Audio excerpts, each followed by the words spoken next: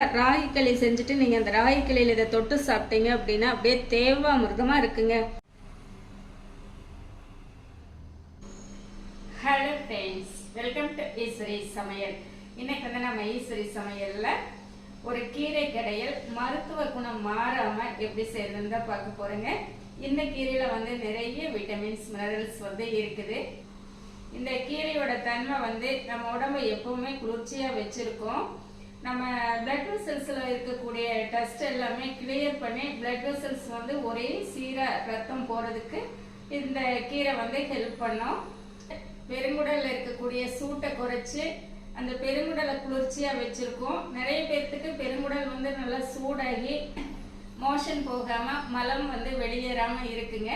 அந்த மாதிரி உள்ளவங்க வந்து இந்த கீரையை நீங்கள் அடிக்கடி எடுத்துட்டீங்க அப்படின்னா நம்மளுக்கு மோஷன் வந்து ஃப்ரீயாக போகுங்க. சரிங்களா? மொத்தமாக சொல்லணும் அப்படின்னா இந்த கீரை வந்து நம்ம உடம்புக்கு தலை முதல் கால் வரை அனைத்து பிரச்சனைகளையும் தீர்க்கக்கூடிய ஒரு அற்புதமான கீரைங்க. இந்த கீரை வந்து நம்ம இன்னைக்கு நிறைய பேர் செய்யறதே இல்லை. கீரை செய்யறதுனாலே நம்ம யோசிக்கிறோம், ஆனால் அந்த கீரை வந்து செஞ்சு சாப்பிட்றதாங்க நம்மளுக்கு அவ்வளோ ஆரோக்கியம். சரிங்களா? இவ்வளோ ஆரோக்கியம் நிறைந்த இந்த கீரை வந்து எப்படி செய்யலான்ட்டு பார்க்கலாம் வாங்க. அரை கப் பாசிப்பருப்பு எடுத்து நல்லா குழைய இந்த மாதிரி வேக வச்சு எடுத்துட்டேங்க. பார்த்தீங்களா, இந்த மாதிரி வெந்திருக்கு.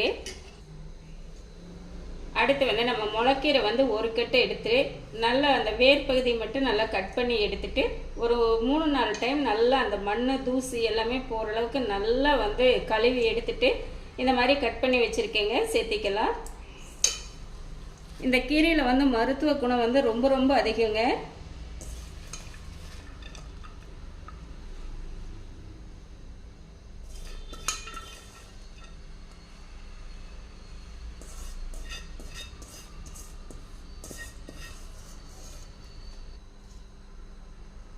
ஒரு அரை டம்ளர் தண்ணி சேர்த்திக்கலாங்க. இதுக்கு வந்து தண்ணி கீரை வேக வைக்கும்போது தண்ணி அதிகமாக சேர்த்த வேண்டியது இல்லைங்க. கீரையிலையும் தண்ணி விட்டு வரும், அதனால நம்ம அளவாக சேர்த்தனோம்னா போதுமானது.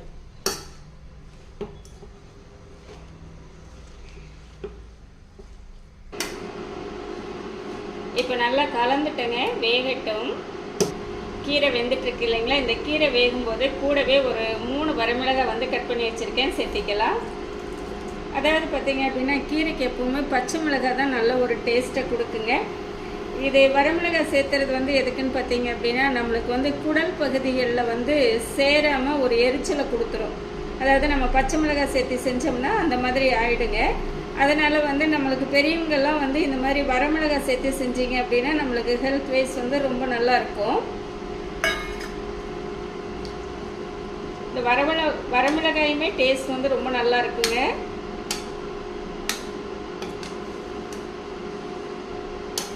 இப்போ மிளகாய் சேர்த்துட்டு ஒரு டைம் நல்லா கலந்து விட்டுட்டோங்க, வேகட்டும். நம்ம இன்னைக்கு இந்த கீரை வந்து நல்லா ஆரோக்கியமாகவும் நம்ம உடம்புக்கு நல்ல ஹெல்த்தை கொடுக்குற மாதிரியான செய்முறையில் தான் செய்கிறேங்க. நீங்கள் பச்சை மிளகாய் வேணாலும் சேர்த்திக்கலாம். சரிங்களா? உங்களுக்கு பச்சை மிளகாய் ஒன்றும் பண்ணாதே, பச்சை மிளகாய் சேர்ந்துக்கும் அப்படின்னா நீங்கள் பச்சை மிளகாயும் சேர்த்திக்கலாம்.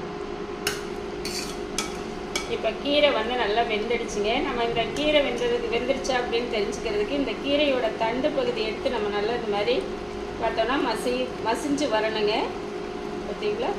இப்போ இதுதான் நம்மளுக்கு பக்குவம். ரெண்டாவது வந்து கீரையை ரொம்ப வேக விட்டுட்டீங்க அப்படின்னா அது ஒரு மாதிரி டேஸ்ட் வேறு மாதிரி இருக்குங்க. பெரியவங்கெல்லாம் சொல்லுவாங்க கடுத்து போன மாதிரி இருக்குது அப்படின்னு சொல்லுவாங்க. சரிங்களா? இப்போ நம்ம இதை எடுத்துகிட்டு இதுக்கு ஒரு தாளிப்பு கொடுத்துர்லாங்க. இப்போ தாளிப்பு கரண்டியில் ஒரு 2 ஸ்பூன் அளவு தேங்காய் எண்ணெய் சேர்த்திக்கலாங்க. கீரைக்கு வந்து எப்போவுமே நீங்கள் தேங்காய் எண்ணெய் சேர்த்துனீங்கன்னா ரொம்ப நல்லாயிருக்கும், டேஸ்ட்டும் நல்லாயிருக்கும், ஹெல்த். 1 ஸ்பூன் ஜீரகம்,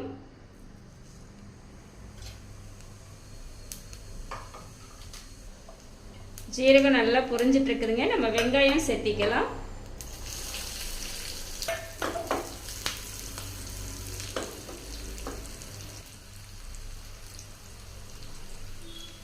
ஒரு 2-3 கறிவேப்பிலை இதழ்கள் வந்து பிச்சு சேர்த்திக்கலாங்க. நிறைய கறிவேப்பிலை சேர்த்தனோம்னா இதுக்கு நல்லா இருக்காதுங்க. நம்ம கீரைக்கு வந்து வெங்காயம் வந்து ரொம்ப வதங்க விடக்கூடாதுங்க. அந்த கண்ணாடி பதம் வதங்குச்சுனாலே போதும். சரிங்களா? இப்போ நம்ம சேர்த்திக்கலாம்.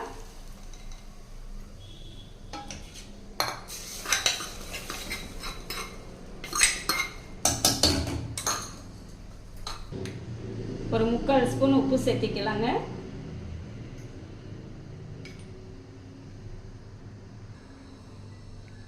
இப்போ நம்ம மத்து வச்சு நல்லா கடைஞ்சிக்கலாங்க.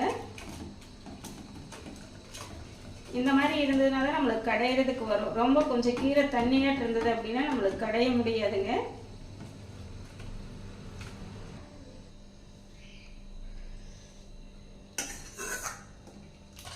இப்போ கீரை வந்து நல்லா கடைஞ்சி எடுத்துட்டோங்க. பார்த்தீங்களா? இந்த மாதிரி நல்லா கடைஞ்சி எடுத்துட்டோங்க. இந்த கீரை வந்து நம்ம சாதத்தில் வச்சு சாப்பிட்லாம், சப்பாத்திக்கு வச்சு சாப்பிட்லாம். ராகி களி செஞ்சுட்டு நீங்கள் அந்த ராகி களியில் இதை தொட்டு சாப்பிட்டீங்க அப்படின்னா அப்படியே தேவாமிர்தமாக இருக்குங்க. நல்லா ஆரோக்கியமாக இருக்கும். நான் செஞ்ச இதே மெத்தடில் இதே மாதிரி நீங்களும் செஞ்சு பாருங்கள். டேஸ்ட் வந்து அவ்வளோ சூப்பராக இருக்குங்க. நான் செஞ்ச இந்த ரெசிபி வந்து உங்களுக்கு ரொம்பவே பிடிச்சிருக்கும்னு நினைக்கிறேங்க. பிடிச்சிருந்தா லைக் பண்ணி, ஷேர் பண்ணி, கமெண்ட் பண்ணுங்க. நம்ம ஈஸ்வரி சமையலை சப்ஸ்கிரைப் பண்ணி வச்சுக்கோங்க. இனி ஒரு நல்ல வீடியோவில் பார்க்கலாங்க. Bye by.